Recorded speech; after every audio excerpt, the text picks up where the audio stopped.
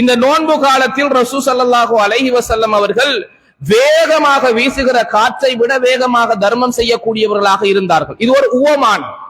வேகமாக வீசுகிற காற்று என்பது ரசூல் ஸல்லல்லாஹு அலைஹி வஸல்லம் அவர்களுடைய தர்மத்தினுடைய அந்த வேகத்தை அல்லது தர்மத்தின் மீது அவர்கள் கொண்டிருக்கின்ற ஆசையை எங்களுக்கு அல்லாஹு தஆலா உணர்த்துவதற்காக வேண்டி ரசூல் ஸல்லல்லாஹு அலைஹி வஸல்லம் அவர்களை பற்றிய ஒரு உவமானம் சொல்லப்படுகிறது. வேகமாக வீசுகிற காற்றை விட வேகமாக இந்த ரமதானிலே ரசூலுல்லாஹி ஸல்லல்லாஹு அலைஹி வஸல்லம் அவர்கள் தர்மம் செய்யக்கூடியவர்களாக இருந்தார்கள். அந்த ஹதீஸ் தொடர் பேசுகிறது. நல்லறங்கள் புரியக்கூடியவர்களாக இருந்தார்கள். அல் குர்ஆனோடு தொடர்புடையவர்களாக இருந்தார்கள். தொழுகைகளை அதிகமாக செய்யக்கூடியவர்களாக இருந்தார்கள். திக்ர், இஅ்திகாஃப் போன்ற விடயத்தில் ரமதானிலே மிக அதிகமாக அக்கறை கொண்டு செயற்படக்கூடியவர்களாக ரசூலுல்லாஹி ஸல்லல்லாஹு அலைஹி வஸல்லம் அவர்கள் இருந்தார்கள் என்று நாங்கள் ஹதீசுகளிலே பார்க்கிறோம். அன்புக்குரியவர்களே, அல்லாஹு தஆலா அல் குர்ஆனிலே பேசுகிற பொழுது சொல்கிறான், இந்த பொருளாதாரம் நாங்கள் கொடுக்கிற பொருளாதாரம் லிஸ்ஸாயிலி வல் மஹ்ரூம், கேட்பவர்களுக்கும் கொடுக்க வேண்டும், கேட்காதவர்களுக்கும் கொடுக்க வேண்டும். யாரெல்லாம் எங்கள்கிட்ட பொருளாதாரம் கேட்டு வருகிறார்களோ அவர்களுக்கும் கொடுக்க வேண்டும்.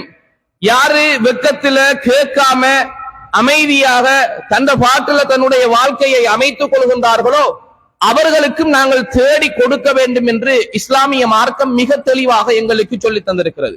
இந்த தர்மம் பற்றி பேசுகிற சில வசனங்களுக்கு பின்னால் அல்லாஹ் சொல்கிறான், லிஸ்ஸாயிலி வல் மஹ்ரூம், கேட்டு வந்தாலும் கொடுக்கணும், கேட்காவிட்டாலும் கொடுக்கணும் என்று அல்லாஹு தஆலா பொருள் வசதி படைத்தவர்களை பற்றி எங்களிடம் சொல்வதை பார்க்கிறோம். அன்புக்குரியவர்களே, தர்மம் செய்வதற்கு நாங்கள் கோடீஸ்வரர்களாக இருக்க வேண்டும் என்ற அவசியம் கிடையாது. சஹாபாக்களில் வசதி படைத்தவர்களும் இருந்தார்கள், மிக ஏழையானவர்களும் இருந்தார்கள், நடுத்தரமுடையவர்களும் இருந்தார்கள். இந்த நிலையில் இருந்தும் கூட தர்மம் என்று வருகின்ற பொழுது அவர்கள் மிக அதிகமாக, மிக அக்கறை செலுத்தி, மிக வேகமாக தர்மம் செய்யக்கூடியவர்களாக இருந்தார்கள் என்பதை குர்ஆனும் ஹதீஸும் எங்களுக்கு பறைசாற்றுகிறது. எங்களுக்கு தெரியும் ஒரு அல் குர்ஆனிய வசனம், லன் தனாலுல் பிர்ர ஹத்தா துன்ஃபிகு மிம்மா துஹிப்பூன். அல்லாஹ் சொல்கிறான், நீங்கள் நேசிக்கின்ற ஒரு பொருளை அல்லாஹ்வுடைய பாதையில் நீங்கள் செலவழிக்காத வரை நல்லறம் செய்தவராக மாற மாட்டீர்கள் என்று அல்லாஹ் ஒரு வசனத்தை இறக்குகிறான். இந்த வசனம் இறங்கியதற்கு பின்னால் அபூ தல்ஹா ரலியல்லாஹு அன்ஹு அவர்களுக்கு இருந்த சொந்தமான ஒரு தோட்டம் பைருஹா என்கின்ற ஈத்தம்பல தோட்டம். இந்த தோட்டத்தை ரசூல் ஸல்லல்லாஹு அலைஹி வஸல்லம் அவர்களிடம் வந்து ஓடோடி வந்து சொல்கிறார்கள், யா ரசூலல்லாஹ், இந்த வசனம் எனக்கு இறக்கப்பட்டது போன்ற உணர்வு எனக்கு வருகிறது. அல்லாஹ் சொல்கிறான், நீங்கள் நேசிக்கிற ஒரு பொருளை அல்லாஹ்வுடைய பாதையில் செலவழிக்காத வரை நல்லறம் புரிந்தவராக மாறமாட்டீர் என்ற இந்த வசனம் எனக்கு இறக்கப்பட்டது போன்ற ஒரு உணர்வு எனக்கு வருகிறது. ஏனெனில் இந்த பைருஹா என்கிற இந்த தோட்டம் எனக்கு மிக இனிமையானது, மிக இன்பமானது.